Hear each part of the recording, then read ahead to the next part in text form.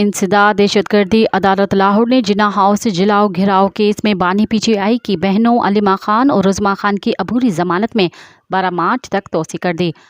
جج ارشد جاوید نے علیمہ خان اور عظمیٰ خان کے خلاف 9 مئی مقدمات کی سماعت کی۔ عدالت نے مسلم لیگ نون ہاؤس حملہ سمیت 9 مئی کے دیگر مقدمات میں عبوری ضمانت میں توسیع کا حکم دے دیا۔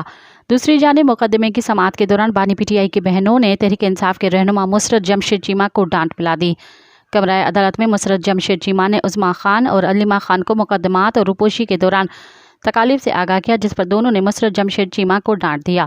علیمہ خان کا کہنا تھا کہ جب بھائی کو ضرورت تھی تو آپ لوگ چھپے ہوئے تھے، پارٹی پر مشکل وقت آنے پر آپ نے پریس کانفرنس کی اور بانی پی ٹی آئی کو ضرورت تھی تب آپ ساتھ چھوڑ گئیں۔ مزید خبرن ۽ تفصيلات لاءِ وزٹ कयो असांजी वेबसाइट www.awamiNewsHD.com ऐं ॾिसंदा रहो अवामी न्यूज़ HD।